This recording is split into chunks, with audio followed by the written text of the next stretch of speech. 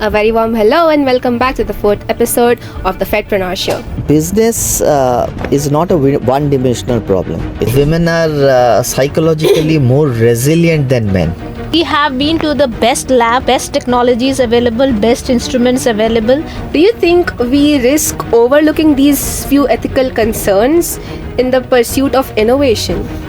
Henry Ford would have asked people, what do you need? There wouldn't have been cars. If we don't speak up, who will? So students, they often do a lot of research. What are some key gaps in India's medical field? Body is able to recognize the growing fetus as a separate entity. A very warm hello and welcome back to the fourth episode of the FEDPreneur Show. Today I, Udita, am your host, and today we have with us Dr. Sumona Karjee Mishra and Dr. Aseem Mishra. So researchers, founders and entrepreneurs of Prantee Solutions. So sir and ma'am, right, it's an honor to have you here with us today. And right before we delve into it, so how did you start? Like a bit about your background story and your time at the DU, and how exactly did you go from research to entrepreneurship? Anything about it? Hi Udita, it's nice to be here. And of course, we are researchers, we are scientists, and we are very proud about that fact. And now we have a journey which is even more exciting with the entrepreneurship and being a founder of Prantee. So both of us have been into the research and science, and we always wanted to be in the academia and do good research for the society, and that has been translated when we did our organization, that is Prantee. So in DU, as you have mentioned, it has been a very learning period over there. I did my graduation and masters from DU, and then from JNU we did our PhD. And he's from basically Utkal University. Yeah, I did my master's from Utkal and landed up a PhD at ICGB, where coincidentally she was my batchmate.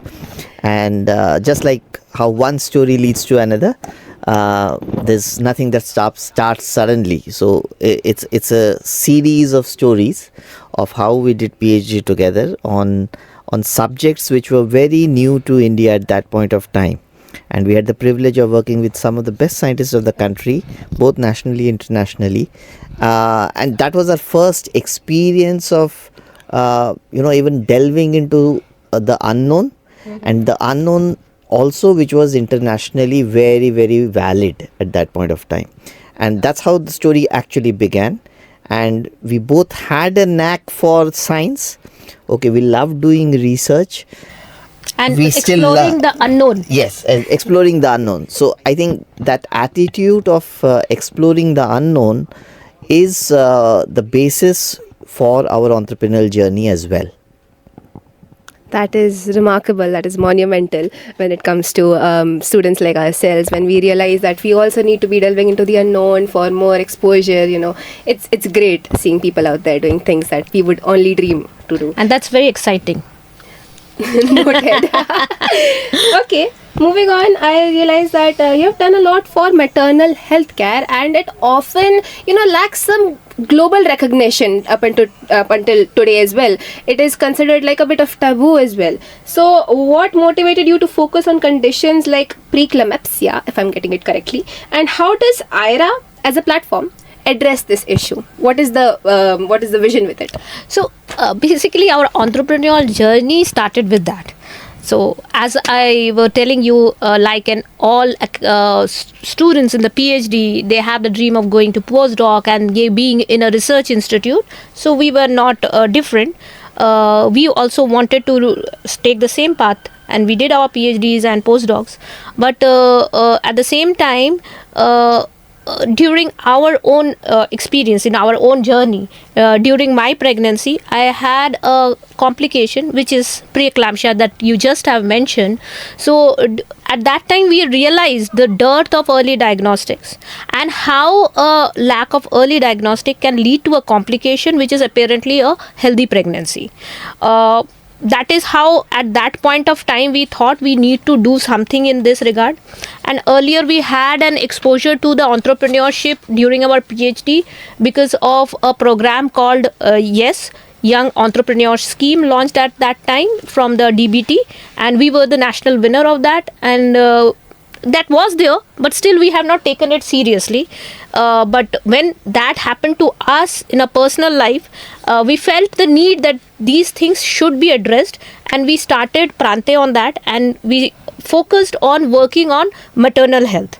And the primary focus was, of course, preeclampsia, because as you would appreciate the fact that because of the institutional delivery, most of the postpartum hemorrhages has been taken care, and now the major cause of maternal mortality is the preeclampsia, and that is why it need to be addressed, because rest of the complication has been addressed in some or the other way, but this has been neglected for long, and it need to be addressed. So that's why we focused on it. But definitely as we have passed through the journey, the last decade in the Prantee, we are not restricted only to the pregnancy or the female domain. We are expanding in the other parts also. But this topic is very close to our heart, and we wanted to work and address on it because it is being neglected, whether we accept it or not. So my perspective on it is preeclampsia is definitely a very under represented disorder in pregnancy, and unfortunately, as you correctly said, maternal health related issues are kind of always take a back seat when there's some kind of policy or a delivery mechanism, because it's considered ki pregnancy is okay, it will happen by its own, it's a natural process, It's a natural phenomenon. Okay. Right. So but just like any other disorder, when the disease or the disorder happens, it's not just the person who is affected, it's the whole family that's affected. Now the Correct. question is, in case of a pregnancy, it's the mother and the child, and there's a lot of psychological influence associated with that particular state, that 9 months. Okay, and anything goes wrong, it can either go in a in a positive way or in a negative way, in the sense that it's very possible that if this does not get its due recognition, then the family and the society looks at it as a thing to be avoided, to be not not really given value. However, that should not happen, because though the mother is at loss, okay, from a health condition, she is also at a situation where she could lose her life, also she could get into a stroke.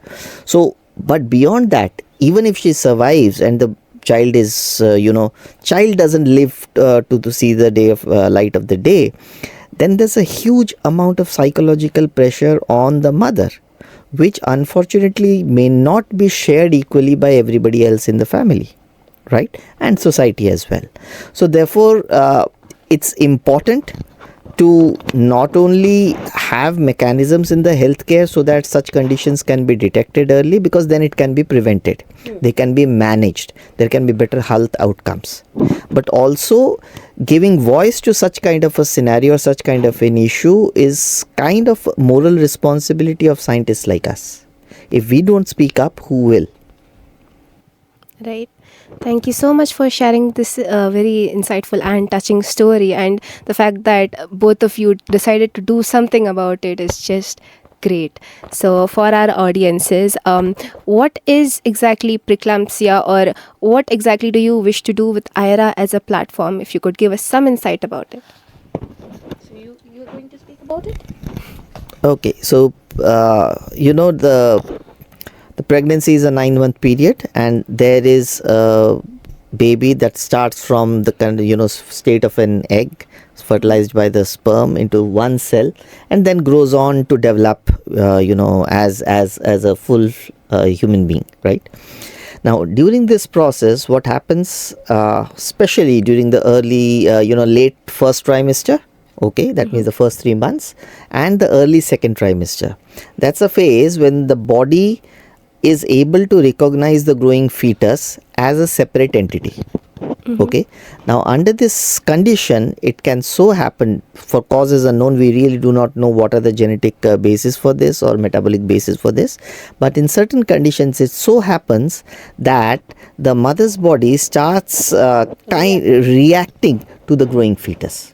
Okay, now when this reaction happens, it is multifaceted. The first condition that happens is the mother's blood pressure starts rising. Okay, That's not good for the mother as well. But an associated condition is that something called as intrauterine growth restriction. So the rising pressure of the blood, mother's blood pressure, starts constricting the connection between the mother and the growing fetus. So as a result, the fetus now starts getting less nutrition that it was getting from the mother. Okay, so now the fetus gets into a distress. Alright. Okay, and then it becomes a feed forward loop, rapidly deteriorating the condition of both the fetus and the mother. Okay, So as it is impacting the baby with the restriction in its growth, at the same time it is impacting the various organs of the mother. So it comes to a condition where you have to compromise on the health of the mother as well as the baby, and you have to take a decision whether you want to take it ahead or if it is not been detected. But if it is been detected, then the measures can be taken, and this delivery can be postponed. Instead of premature delivery, we can extend to the time where the baby will be healthy, because as you know, while the baby is growing, it is developing. If we do a premature delivery, then there are a chance that certain developmental stage has not encountered. So the major motto is to postpone the delivery as much as possible, so that your baby grows and its developmental cycle happens. Unfortunately, what happens is right now the detection methods which are there, it can happen only after 20 weeks. Okay, and there are certain cases where you don't get any clinical symptoms and you don't able to recognize unless and until molecular diagnostics has been done that there is a preeclampsia. As a consequence, you need to do emergency C-sections, and when you do the emergency C-section, there is a possibility the development has not happened properly, and the premature baby need to stay at an ICU just to stabilize the baby. It might take some time from 1 month to almost 6 months, 9 months. There are cases where more than a year a baby is in the NICU just to get stabilized. So this is that serious a condition. If there is an opportunity to detect it early and can be managed accordingly, then these situation won't come, and these solutions should be very simple so that it can be implemented at the ground level. So that is what the mission is. So as you have discussed about the IRA is the technology where it can be detected at the very early level with the microRNA. This is a very specific biomarkers that is being detected. However, there is a problem in it, is that it can't be implemented at a very ground level. It can be done only at a tertiary setups and where you have a sophisticated lab. That is why we have come up with a Proflo-U or a Pregamo for the pregnancy monitoring, which can be implemented at the ground level. That is amazingly that you're adding to the cause and adding to the society, and it's honored. It's an honor to have you here again, and I'm just reminded of that again and again. So while we're talking about healthcare and healthcare in India, so what are some key gaps in India's medical field that you've identified over time working in that industry, and how would you suggest that the startups that are coming up today could thrive in that? And moreover, why do you think that there's not a lot of startups that are quite, monumentous in the field of medical? Okay, so let me take that question. So interestingly, if you see the startup world across the globe, you'll be amazed to know that India is actually doing very, very well. In fact, better than many other countries. Okay, especially in the startup world. The unfortunate part has been that over the last many years post-independence, India has largely depended on the Western medical technologies to take care of its healthcare needs. Okay, imports of Western medical technologies still account for more than 90% of all technologies that India uses. Okay. It has worked out well so far because India was not in a position to create its own innovative technologies. The gap is that the Western world has built technologies not keeping Indian minds, the Indian ecosystem, the Indian conditions, environmental conditions, the Indian price points in mind. Okay, they built for the West. They are beautiful technologies, but many a times they do not survive the Indian litmus test. But unfortunately, India is dependent on that. that narrative has begun changing over the last 10 odd years, especially after the the major Make in India drive. So there are many startups who are doing wonderful things, and not just startups. There have been many companies before this startup wave who began doing that about 25-30 years, but the number are abysmally low. So therefore the contribution has not been some statistically significant. That narrative we hope to change over the next 10 to 15 years. You will see that this thing is beginning to flip. In fact, there are many startups who are produced in India and now going to the West. Yeah, exported over there, they are really recognizing it and appreciating the fact, because you see the condition over in India is the extreme one. So if any product which has been able to cater the need of the Indian ecosystem would be able to cater any need. So that is why it has been accepted over there, and now we are able to produce products of a quality of world standard. So that is why the recognition is coming, and the more and more Make in India push has been enable the startup ecosystem and the Indian companies to create a product which is of world class and making a mark in the global scenario. Just to add on to your second question, as what should startups look at? Now, one thing where majority of startups have kind of gotten into difficult waters is not identifying the right need statement. Okay, so India does very well at technology. We have huge number of engineering colleges, medical colleges. We are very good at that. But unless the need is properly identified, you can't build a tech for that, right? And that has been one of the limitations, because unfortunately we imitated what the startups of the West created. We tried to imitate that and make that at a low cost. Since the need was disaligned, many startups have suffered. But those startups who could understand that took more efforts, had difficult beginnings, but kept that mission in mind, that we need to identify the Indian problem and solve the Indian problem, have slowly begun emerging as leaders, not only in India but elsewhere as well. So you have to consider the multiple things. It is not that this particular condition or the particular disease which is been over here, so we need to address that. It is, we have to also think, where do you want to address? Is it in the tertiary care or it is in the primary health center? Whether your user is the trained technician or a layman. So on the basis of that, you have to devise your solution. It can't be like that I identified that this many prevalence of this disease is very high in India and I should create a solution to cater the identification of the disease. You have to figure out where do you want to implement it and who is going to use it, and you have to design your product according to that. It is not that addressing the one which, because if prevalence, which disease is prevalence, how the India is impacted, you can get everything on the internet, but that is not where you can get the solution designed from there. You have to think the rest of the part as well, then only you can come up with a complete solution. So one advantage that has also helped is the availability of internet. Okay, so and India is one of those countries where internet is at the lowest possible cost in the world, and everybody has access to the internet. Now what that has also done is made knowledge available to the Indians, or the Indian startups, the Indian communities who wanted to build. So now we have knowledge about what are international standards of product design. Okay, ISO standards, IEC standards. So since we have access to those standards, we are better equipped to design as per what the world requires. Yeah, you need not to you first design for India and then you again redesign it for the global need. It is not there now. You know from the beginning how you should design so that it is a global product.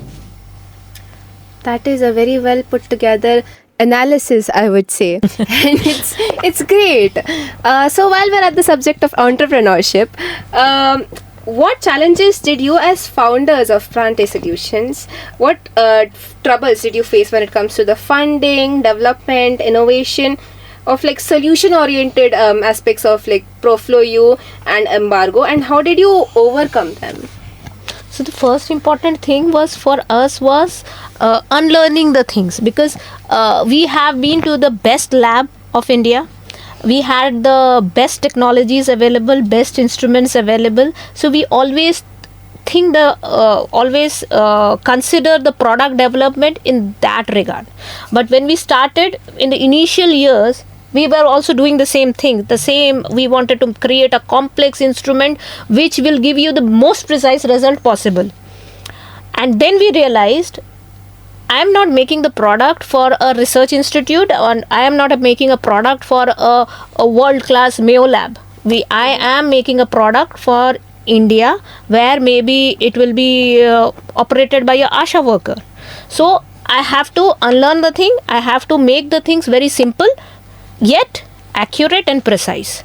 So from there, the major challenge came to both of us: how to make it simple,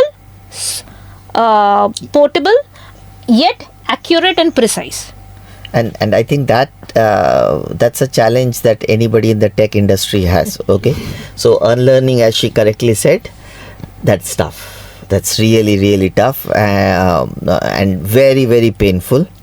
But then the question, or the point that Sumona had said some time ago, is that if we just take a Western technology and try to miniaturize it or adapt it to the Indian need, doesn't work. It's never worked. Okay, and that is why the unlearning process helped us to build from a scratch. It took us longer, it took more efforts, it took more trials, more designs, but then what got built out is for the people who are going to use it. So it is fundamentally usable by the most unskilled health worker who wants to contribute to the healthcare system.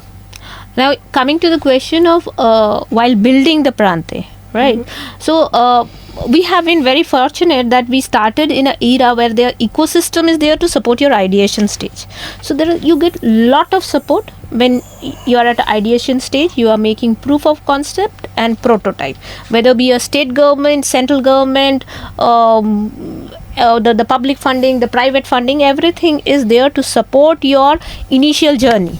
But after that, you have to take care of your sustainability, because while you do making these things, you are building up your expertise, you are building up your team, and that is the phase where you can't expect the support from the ecosystem to sustain your business.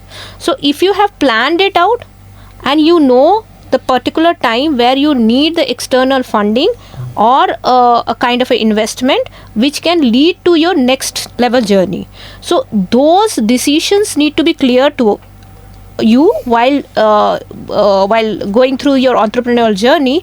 And we have our ups and downs in that. Initial phase, the ideation stage, we have been extremely supported by the government fundings and the ecosystem over in Odisha, as well as the central government fundings were available to us to do all our R&D.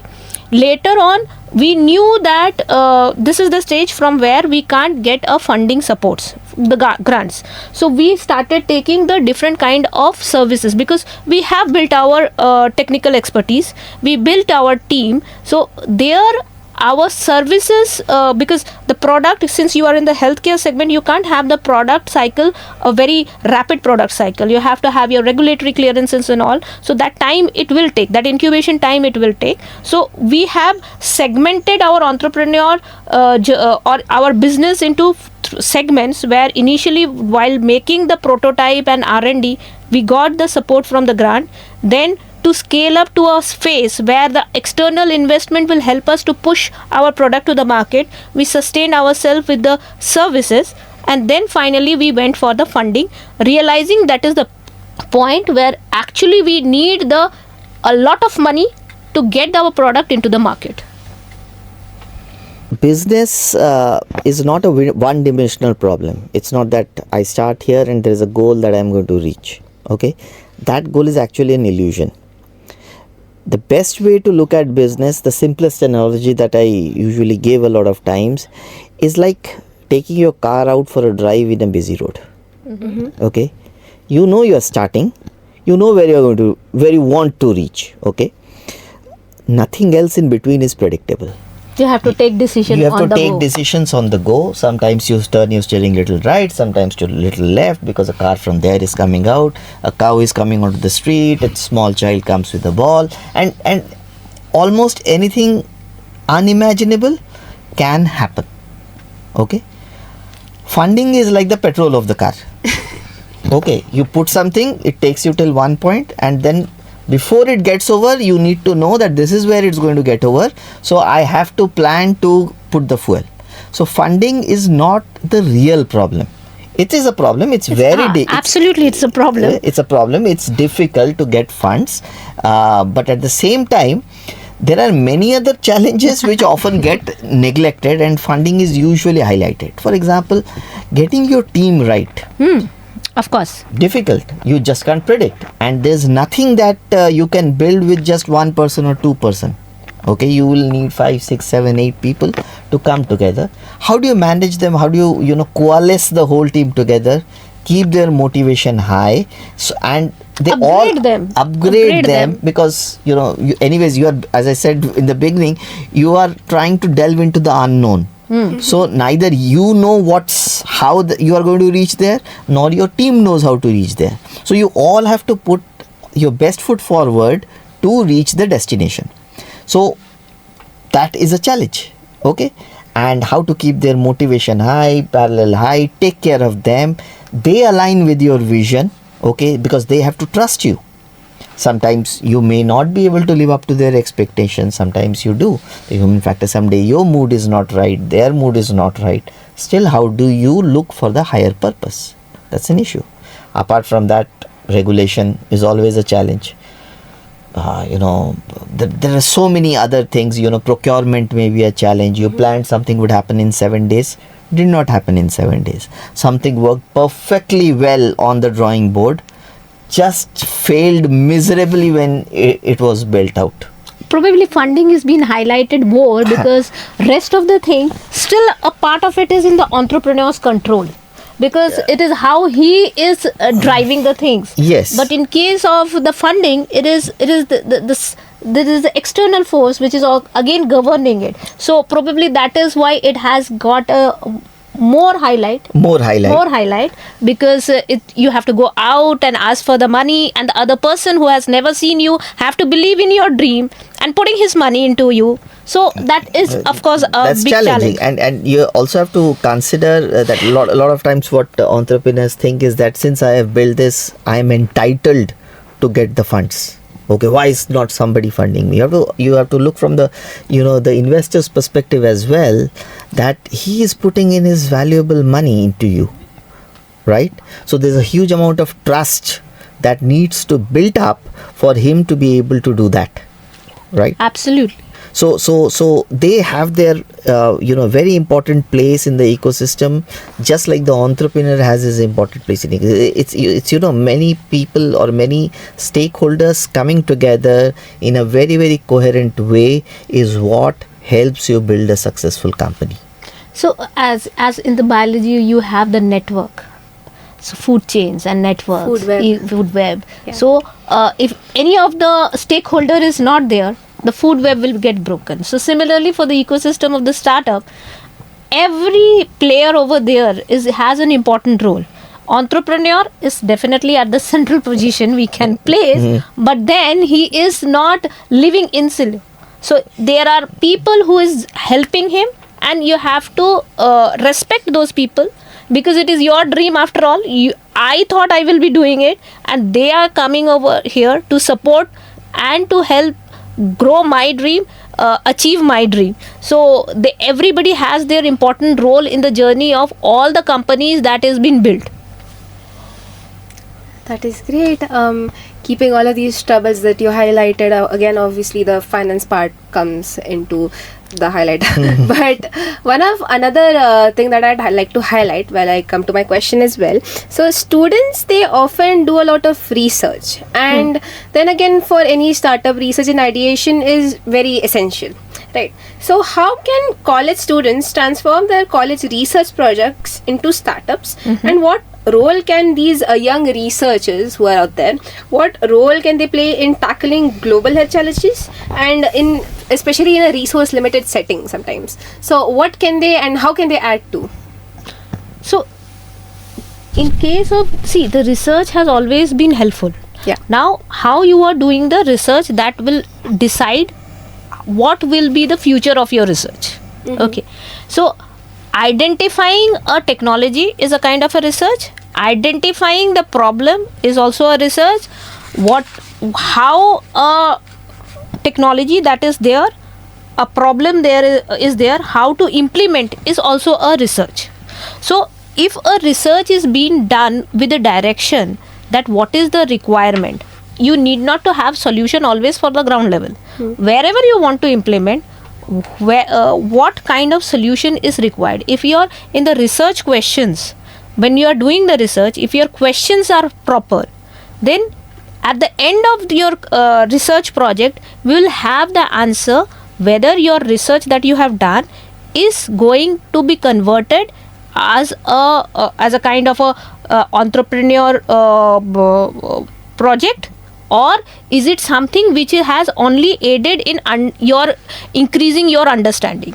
So depending upon that, it will happen. So if someone who is interested that after their coursework, after their graduation or post graduation, wanted to do something in the startup ecosystem, they should have their research project designed in a way, the questions that they are wanted to address should be designed in a way so that the outcome will be something where they can start ahead out of it. It should not be something where it has been done to get a grade. For example, we did our PhD, but after starting the Prantee, I did a 18 months immersion program to understand what is the ground reality, where the need is there.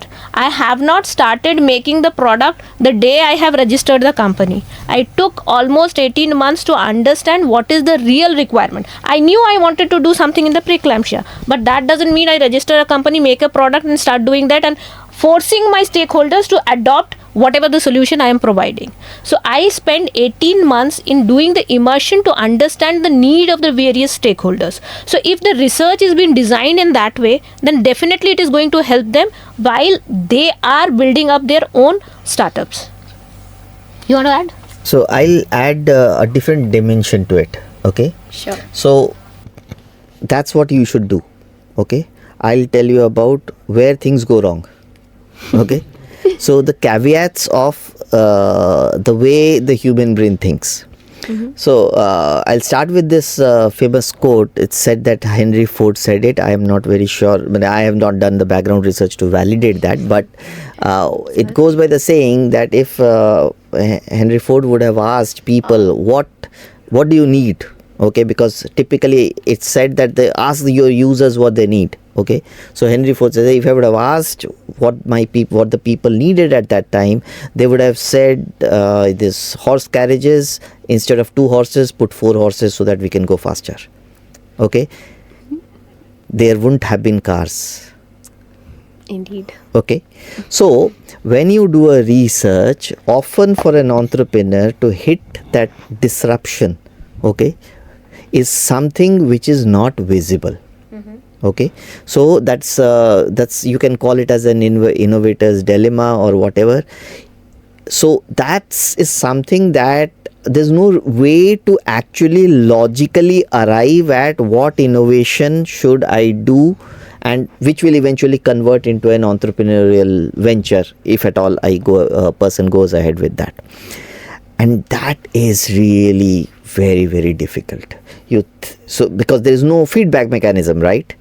You have to have a gut sense that this is what is needed. Okay.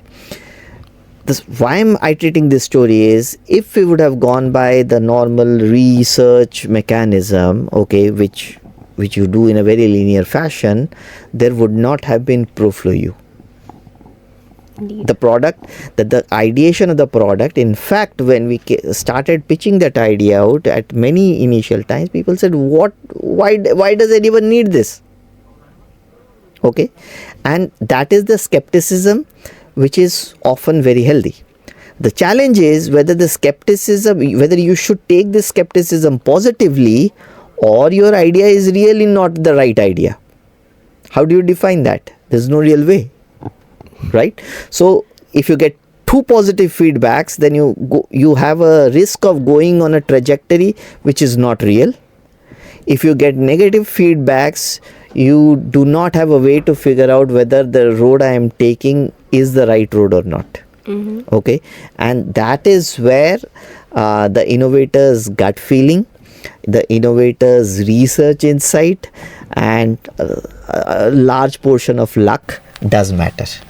But to that, it must be added that the user feedback or your stakeholders' feedback is equally important in understanding certain inputs which must be there in your device or in your product, because at the end, while building your technology, it's absolutely fine that as your expertise, your gut feeling, you develop the technologies, but while giving the shape where it is having the human interface, at that time it is better to have at least certain inputs from your users or stakeholders, so that you know who are going to use it are comfortable with it, or these are the must-have things should be there. Of course, at the end, it is the team, it is the risk analysis that will decide what all things will be in the product, but that is also important. Yeah, I completely agree. So what you can do is you can break up into two parts, phase 1 and phase 2. Users are very, very important in phase 2. Okay, when you take something tangible to a user, they'll tell you how to improve it. So user feedback works once something tangible exists, but is not very reliable when nothing exists. Okay, so therefore everything has its own place. The entrepreneur, the best part about entrepreneurial journey, it humbles you down. It teaches you how much you do not know. So this, again, as you mentioned, one of the essential things in an entrepreneur is this art of learning, and you being humbled by it. And another thing is that intuition in an entrepreneur, right? So this intuition, I'd like to say, it also helps you determine the right and the wrong. And when there is right and wrong, there's always ethics. So coming a bit towards ethics, with more progress in GMO and countries like China advancing in genetic engineering, do you think we risk overlooking these few ethical concerns in the pursuit of innovation? Actually not, because we do it has never been released in the market unless it is been regulatorily cleared, and nothing gets regulatorily cleared unless and until it is safe for the mass. So there is always a big brother standing over there. You do your innovation, you make, see, genetically modified organism and genetically engineered plants and everything is been made for so long, many years. But how many you see in the market? Very rare. So they have to get the clearances from the regulatory body, then only it comes. So 1 or 2 spikes which accidentally has come is just because of the ignorance, probably because of the ignorance, if not intended, then it is probably because of the ignorance of the students or the faculty who are not aware of the thing that you can't release anything in the field unless and until the safety has been analyzed. If you see the vaccines, okay, there is a entire safety study, entire clinical studies are being done, and then only it is being released. It is whole same for everything, whether it is a genetically modified organism for the industries or it is for the genetically modified plants for the agriculture. So it has never been a risk, it has never been a threat unless and until someone intentionally wants to do something mischievous. Otherwise, those who are innovating or doing the product, they have their market. It is not going to come कि कल तुम सब्जी खरीदने चले गए तो उसमें से कौन सा ओरिजिनल बैंगन है और कौन सा genetically modified. It is not going to happen like that. And that's one of the reasons, or one of the functions that the government does, and we never really appreciate that, is the giving that safety net to the people. Okay, as a common man, there are a lot of things that I do not know, what I am consuming, what I am getting, right? But the government, through its various mechanisms, does this for you. Okay, whatever food material is imported, they are all checked. There are strict standards for their testing. Okay, we are not aware of them, but there are, and that's being done. So there's no really ethics point of view for GMOs, okay, except for the fact that the scare for the GMO is that we really do not know how safe it is. Okay, and the government does their bit in a very, very efficient way to ensure that its people get what is safe. Okay, but ethics can be interpreted in many ways. Exactly. Right. So there's a huge possibility that something is really good, because there are certain scientists who have created those GMOs and they think that those GMOs will create better impact. Okay, but who knows? Maybe they are not right today. They may become right 20 years later after they have been proven safe. Like BT cotton. Yeah. So it has been there for so long, and then there was so much scientists lobbied for it to be introduced, and it has eventually been introduced also. And when it has been introduced, it get to know that it is doing its purpose. Yeah. It is giving that insect resistance, but it is not able to sustain the climatic condition. And at the end, the product loss was there.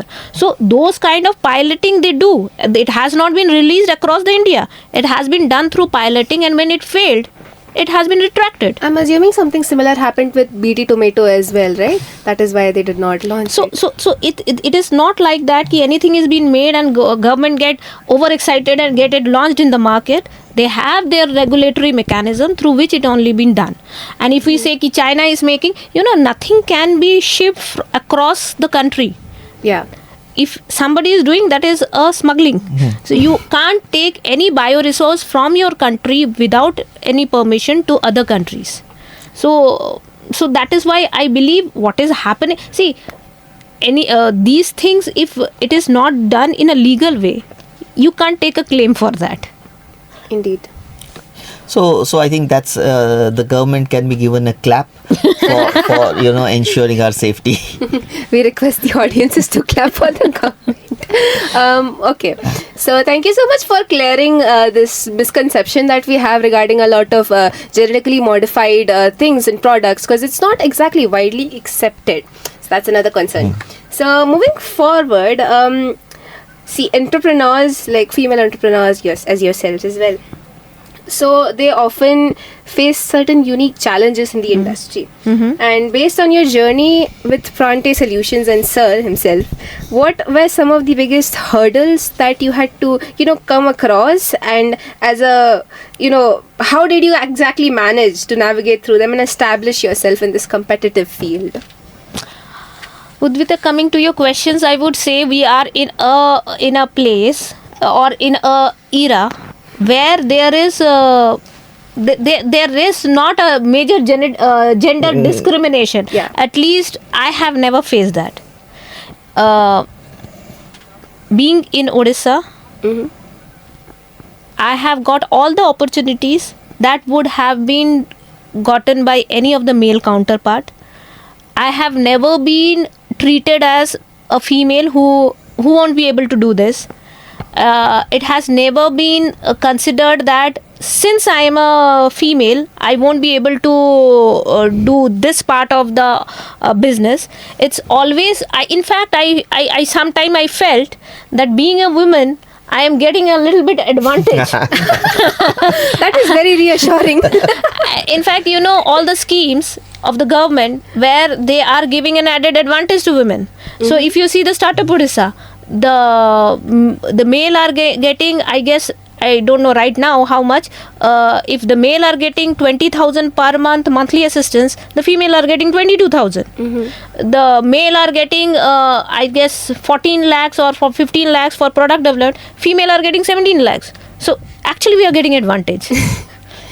So I won't say that it is not happening. So as you have asked me as founder of Prantee, if I have faced any problem, so I would say I have not. In fact, I found the ecosystem is very supportive and I have never faced such challenge. Anything else, sir? So I think this was a question that only she could answer properly. No, sir, I meant like any hurdles in general that you had a difficulty in. In general, there are many. See, in general, there are many. See, an entrepreneur's life is full of challenges. ठीक है, any entrepreneurial activity that you do will have challenges. We have had all, just like every other person who have ever tried to be an entrepreneur or has become an entrepreneur. So I think that's the way of life, okay? And if you do not accept that way of life, then you have a problem, okay? So problems will come. See, it's simple physics. A non-moving body does not experience any frictional force. Right? Yeah. It's only if you move, you will, or you try to go ahead, you will experience friction. The only challenge that women can get is not only restricted to entrepreneurship, is getting the support from the family, because if you have a 9 to 5 job, you know that you are dedicating this much time to your work and rest of the time to your family. But when you are in an entrepreneurial journey, though they say ki now its time is in your command, actually it is not. So you don't know how much time you need to spend, and maybe some days you are coming back at 12 o'clock in the night. So you have to have a family who is supporting you. At the same time, it is your responsibility also to convey to your family how important it is and what you are doing. If they see, I am going to convince the entire world about my dream and I want them to support. If I can't convince my family, how I'm going to convince the entire world? So my first responsibility while starting my journey, taking into confidence my family, telling them what I am dreaming for, what is my aspiration, what is the bigger vision behind taking this all hardship. If I able to convince them, then the life is very sorted and easy, because whenever the problem that will come, it is the family that is who is going to support you. So you have to have a very strong family backup for that.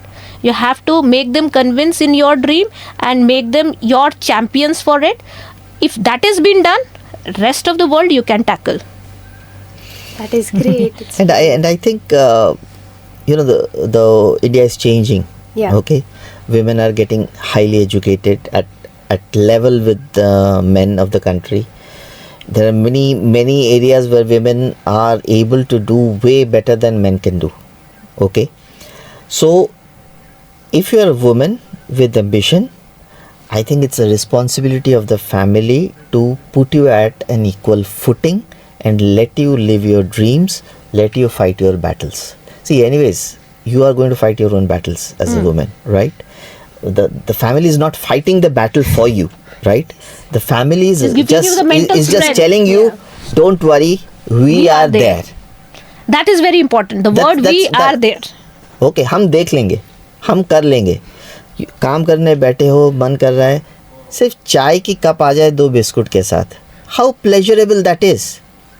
Absolutely. Right? If it is giving a positive energy to a man, it is also giving to a woman. So if you can get that ecosystem, then nothing can stop anybody's. And female are having that intrinsic power of negotiation, convincing. So I think a female can make a better entrepreneur. So I was just trying to add that women are psychologically more resilient than men. Right? And I think that's something very, very essential in entrepreneurship, and that should be leveraged. Indeed. Absolutely agree. That is a very great insight. I am so inspired sitting here with you guys again in this room. So, reflecting back on your journey, what legacy do you aim to leave behind in biotechnology and healthcare, particularly when it comes to maternal and child healthcare, which is your field of work? You start. Okay. So I think the legacy we want to build, okay, is the narrative that scientists can create great businesses. Okay, and there are many scientists who have done that. We want to add to that list, but if you look at the overall number of businesses, that number is very small. Okay, Yeah. but if it's a tech business, scientists can build it. They can do business. A professor can build a big business. They can look at the world. I think that's what is very critical. I will add to it is the conception that the great product can come from either US or Germany. It can come from India, and even from India, it is not only the Bangalore. It can come from Bhubaneswar. So Bhubaneswar people are equally capable, talented, and they can make or build a company which is of global recognition. So that's what my dream is. Yeah, I think that's what. And you build organizations. Of course, money, every organization, every business runs on money. That's a critical currency for business. But then organization should also be a place where young people aspire to be there. Yes. Okay, it should give them purpose. Yeah. If we are really able to pull off these 2-3 small points, then I think we would have done reasonably. We'll consider ourselves successful as an entrepreneur. That is great. So before we wrap up, is there anything else that you would want to, listen to, like put out there for the audiences and for FED ourselves as well? Any message? Well, see, entrepreneur journey is important for the world, for nation to build, but at the same time, it is very important for people to understand what kind of contribution they are going to make to the Indian ecosystem. Because just for the sake of being it is in the fashion, I also get into it, it should not be there. Because while you are getting into this journey, you have to understand you are being invested with so much of taxpayers' money, your parents' money. So you have to, before taking the decision, you should honor all those things. You should understand that the step that you are taking, who are going to impact because of that. And if you can understand the impact of it and can do the things in a rightful way, then nothing can be better than getting into an entrepreneurial journey, because you are creating a job opportunity, you are creating a new thing for the country, but then you have to be responsible enough for that. Right. And my take on entrepreneurship would be, entrepreneurship does not mean that I go and start a company. Okay, I become a founder. Entrepreneurship is just the mindset that if something has to be done, it should be done. So it doesn't matter whether you're a founder of the company, you are an employee of the company, you are a PhD student in a lab, or you are a student. It just doesn't matter where you are. It is, I identify that this should be done and it's good for something. So I take the accountability to get it done. I think if that's some attitude the young people can pull off, life would be great, India would become great. Yeah, right now even the school students, my daughter, she's in class 9. She is doing her own entrepreneurial journey with various projects that she is doing. So you do things, you take the responsibility, you understand the things, and you take it ahead. That is what is important. And always consider that you have to have that energy, that enthusiasm within you. It should not be like a burden to you. If you enjoy, then only you can deliver better. It comes with huge amounts, huge mountain loads of accountability. So you have to be psychologically resilient enough to tackle that amount of accountability. I think that's where we would like to close our statements. Thank you so much, keeping all of that in mind and noting all of it down. Thank you so much for being here with us in the 4th episode of the FEDPreneur Show. And thank you so much. It's Thank an honor you. to be here again. Same here. It was It's a pleasure for us to be here. Thank you so much. And that's all for today at the FEDPreneur Show. Like, share and subscribe and follow for more. And a massive shout out to the Kalinga Bharti 90.0 FM. Suno, dil se.